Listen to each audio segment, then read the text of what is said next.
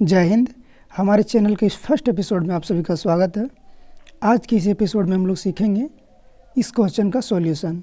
ये question WhatsApp और Facebook पर काफ़ी वायरल हुआ था और मैंने देखा कि बहुत लोग इसका गलत उत्तर बता रहे थे। तो आज चलिए इसको हम लोग सॉल्व करके देखेंगे कि क्या उत्तर आता है। हम लोग बेसिक मैथमेटिक्स का यूज़ करेंगे और ज़्यादा रॉकेट साइंस नहीं है इसमें। मुझे आशा है कि आप सभी को समझ में आ जाएगा। तो अगर आप किसी को लगता है कि इसको सॉल्व कर सकते हैं तो वीडियो पॉज करके ट्राई कर सकते हैं, नहीं तो आगे हम लोग इसका सॉल्यूशन देखेंगे।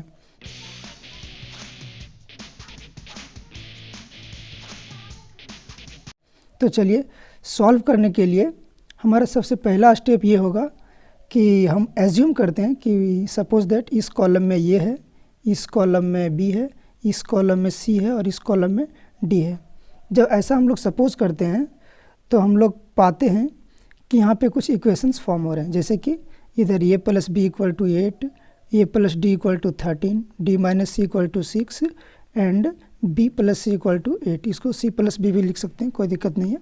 तो चलिए अब हम लोग इन इक्वेशंस को नोट डाउन कर लेते हैं। जैसा कि आप देख पा रहे हैं हमने नोट डाउन करके इसको सॉल्व भी कर लिया है। तो अब हम आपको स्टेप बाय स्टेप समझाएंगे, कृपया वीडियो पूरा ध्यान से देखिएगा। तो यहाँ हमारा पहला इक्वेशन जो फॉर्म हो रहा है वो क्या है, A plus B equal to 8। यहाँ पे हमने A plus B equal to 8 note down कर लिया है। हमारा दूसरा इक्वेशन क्या फॉर्म हो रहा है, B plus C equal to 8। तो हमने यहाँ नोट डाउन कर लिया है B plus C equal to 8।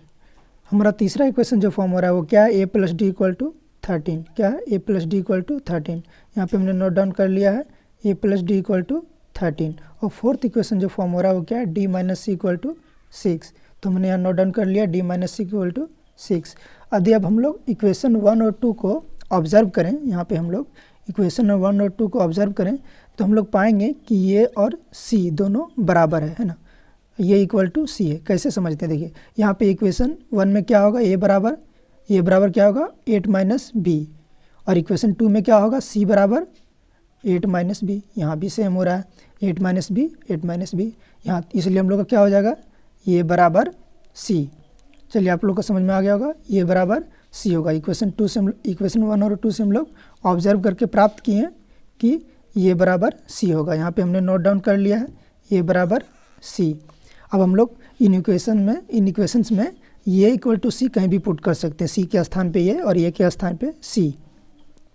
तो हम लोग इक्वेशन थर्ड में देख रहे हैं कि ये प्लस डी इक्वल टू क्या है, 13 है। तो ये के स्थान पे अगर हम लोग ये के स्थान पे अगर हम लोग सी रख दें तो हमारा इक्वेशन क्या फॉर्म हो जाएगा, C plus D equal to 13। इसको हम लोग D plus C equal to 13 भी लिख सकते हैं। यहाँ हम लोग को एक नया इक्वेशन प्राप्त हुआ है तो हम लोग इसका नाम दे दिए क्या, इक्वेशन 6। और जब हम लोग इक्वेशन 6 फॉर्म कर लिए हैं तो इक्वेशन सी में हम लोग देख पाते हैं कि D plus C equal to 13 है और इक्वेशन 4 में क्या है, D minus C equal to 6 है। दोनों में मतलब डी शामिल है। तो यदि हम इन दोनों इक्वेशन को सॉल्व करें, यहाँ पे हमने विलोपन विधि द्वारा सॉल्व किया है, आप चाहे तो किसी और विधि द्वारा भी सॉल्व कर सकते हैं। यहाँ पे हमारा सी कैंसल आउट हो गया, प्लस माइनस, तो क्या प्राप्त हुआ 2d इक्वल टू 19 और d बराबर क्या प्राप्त हुआ 19/2 और d बराबर इस प्रकार से क्या निकल गया 9.5। और अब हम लोग इस d के वैल्यू को इसी इक्वेशन में मतलब इक्वेशन 6 में रखें तो हम लोग पाते हैं कि यहाँ पे हमारा इक्वेशन 6 क्या है, D plus C equal to 13। यदि डी का वैल्यू 9.5 रख दें तो क्या हो जाएगा 9.5 प्लस सी इक्वल टू 13 और सी हमारा निकल के आ जाएगा 13 माइनस 9.5 इक्वल टू 3.5। अब हम लोग यहाँ इक्वेशन 5 में देखे हैं कि ये इक्वल टू सी है, तो ये बराबरी भी क्या हो जाएगा 3.5। तो ये बराबर हम लोग का 3.5 हो गया। अब अगर हम लोग इस वैल्यू को यानी कि सी के वैल्यू को या फिर ए के वैल्यू को किसी अन्य इक्वेशन में रखें तो हम लोग वी का वैल्यू प्राप्त कर सकते हैं। तो बी और सी किस में शामिल है, इक्वेशन 2 में।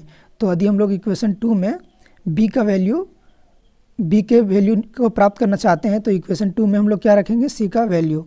तो हम लोग का सी का वैल्यू क्या प्राप्त हुआ है 3.5।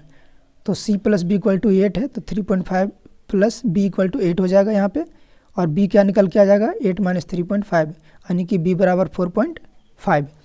तो इस प्रकार से हमने सारे वैल्यूज़ निकाल लिए। a बराबर 3.5, b बराबर 4.5, c बराबर 3.5 एंड d बराबर 9.5। अब चलिए इन वैल्यूज़ को इस कॉलम में फिल करके देखते हैं कि इक्वेशन वेरीफाई हो रहा है कि नहीं। तो हमारे पास वैल्यूज़ हमने पुट कर दिए। यहाँ पे क्या था, ये था, यहाँ पे बी था, यहाँ पे सी था और यहाँ पे डी था, है ना। तो अब चलिए ऐड करके देखते हैं। यदि हम लोग इस तरह हॉरिजॉन्टली ऐड करें तो क्या है, 3.5 प्लस 4.5 इक्वल टू 8। यहाँ पे तो सेटिस्फाई कर रहा है। दूसरा क्या है, 4.5 इक्वल प्लस 3.5 इक्वल टू 8, यहाँ भी सेटिस्फाई हो रहा है। 9.5 माइनस 3.5, यहाँ भी सेटिस्फाई हो रहा है, equal to 6। 3.5 plus 9.5 equal to 13, यहाँ भी इक्वेशन सेटिस्फाई हो रहा है। तो ऐसे हम लोग समझ सकते हैं कि हमारा जो वैल्यू आया है वो बिल्कुल करेक्ट आया है। तो आई होप आपको ये वीडियो समझ में आया होगा और अच्छा भी लगा होगा। यदि कहीं त्रुटि हो गई हो तो कमेंट सेक्शन में ज़रूर बताइएगा। और आपके पास भी अगर ऐसा कोई सवाल हो तो हमारे फेसबुक ग्रुप को ज्वाइन अवश्य कीजिएगा, डिस्क्रिप्शन में मैं लिंक दे दूँगा। और यदि आपका कोई अच्छा सा सवाल आता है तो मैं उस पर वीडियो ज़रूर बनाऊँगा। तो अब चलते हैं, मिलेंगे नेक्स्ट वीडियो में, तब तक के लिए जय हिंद।